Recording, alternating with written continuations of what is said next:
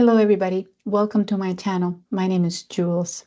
And today I want you to look into the mirror and I want you to think about what you see in front of the mirror. The person staring back carries scars. Some are going to be visible, some are going to be hidden. Maybe you see weight of choices that you regret, moments you wish you could rewrite, or pain that still lingers. I see those things too when I look in the mirror. But here's what else I see. I see a creator, a survivor, a human being capable of extraordinary reinvention. Today, I'm here to tell you that you are not your past. You are not your mistakes, not your trauma, not your circumstances. Your past is a single chapter in a story only you get to finish. My journey began in a place of deep shame.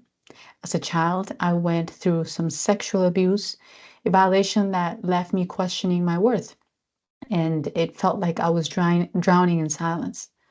By high school, I coped by retreating into myself. My grades were a reflection of how I felt inside, and I barely passed most of my classes.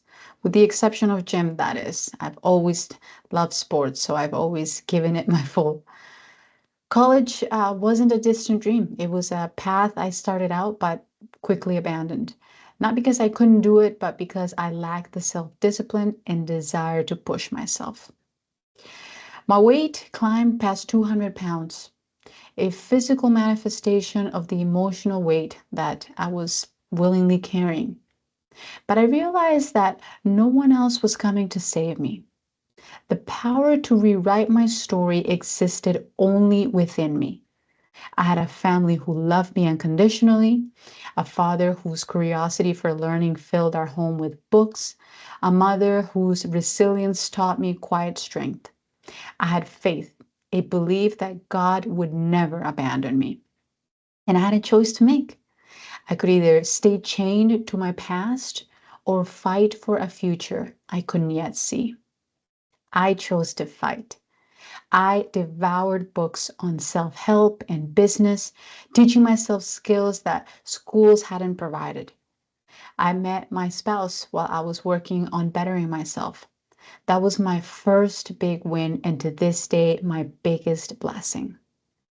Today, I'm lucky to say that I earned, well, not lucky, but I guess it's a saying, that I earn six figures. I have a lifestyle that I quite enjoy, and I get to create beautiful experiences, traveling and enjoying life's beauty. Again, not because I was particularly lucky, but because I showed up daily, even when doubt screamed louder than hope. My life is a testament that your past does not dictate your future unless you grant it that power. Consider Nick, born without arms or legs. Nick's childhood was a storm of bullying, depression, and even suicide attempts by age 10. Doctors said he'd never walk. Society said he'd never contribute. But Nick chose a different path. He learned to swim, type with his shoes, and speak to crowds of thousands. He married, he fathered children, and built a global movement teaching resilience. His life defies every limitation imposed on him because Nick refused to let his body's condition define his life's condition. He anchored himself to what he could control, which was his mindset, his actions, his refusal to quit. Nick's story isn't about erasing pain, it's about refusing to let pain erase you. Trauma, failure, and injustice are real and they do shape us, but they don't sentence us. The pivot happens when you stop asking, why me? And you start asking, what now? See, we live in a world obsessed with blame. My parents failed me. The system is rigged. I'm just unlucky. And while these truths can't be ignored, they can't be allowed to fortify into excuses. Blame is a seductive trap. It comforts us with the illusion that our pain isn't our fault. But comfort doesn't create change. Accountability does. I could have blamed my abuser forever. Nick could have cursed his body. J.K. Rowling could have quit after 12 publishers rejected Harry Potter. Oprah could have let poverty and abuse write her story. But instead, they all made the same choice. They took ownership of their story. Now, this isn't about denying hardship. It's about denying hardship the final word. Rewriting your life requires 3 unwavering decisions. Number 1, claim agency. Your past is not your identity. Abuse, failure, addiction, these are events, not definitions. So start by rewriting the narrative in your mind. Replace "I'm broken" with "I'm healing." Trade "I can't" for "I will try." Neuroplasticity, the brain's ability to rewrite itself, means every small choice to reframe your story weakens old neural pathways and builds new ones.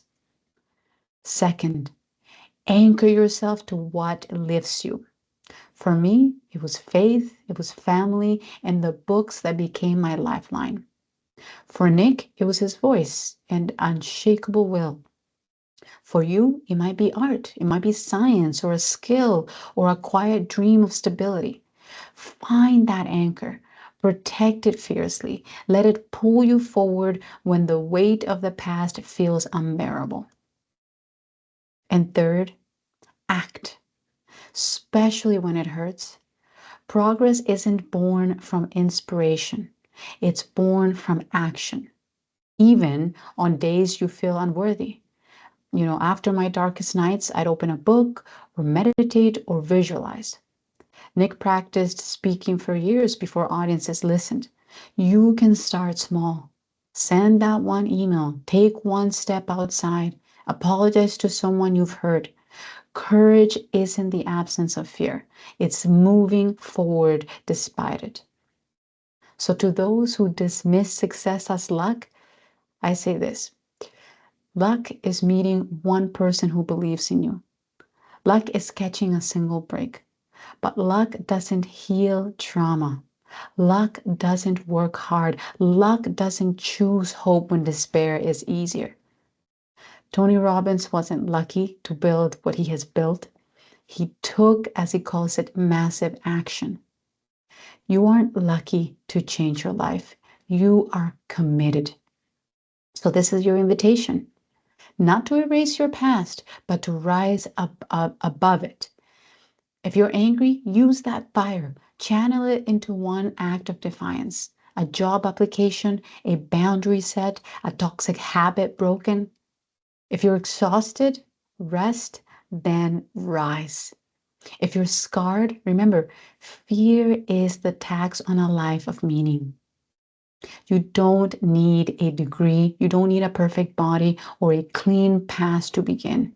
You need only the decision to start and the grit to keep going. I choose to believe that the worst days of your past can become the foundation of your finest hours. I choose to see you not as your pain, but as your potential. And I leave you with this. You are not your abuse. You are not your failures. You are not your bank account. You are not your weaknesses. You are not your mistakes. And you are not your past. You are a force, unbreakable, unstoppable, and utterly free to choose what comes next. Thank you for watching. I hope that this empowers you to take action and go get what you want. If you enjoyed this video, please subscribe and like. Until next time.